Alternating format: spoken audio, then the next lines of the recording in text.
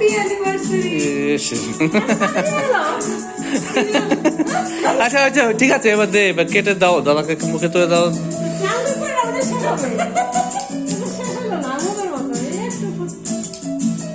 এটা moment just. কিন্তু তাড়াতাড়ি হচ্ছে। হ্যাঁ কি বলে হতো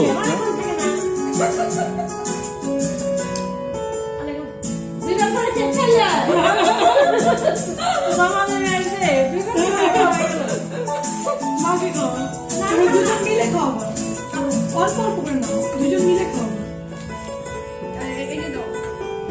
হ্যাঁ ওখান থেকে দুই পাশে দুজন। আরে ওর পাশে বসতো।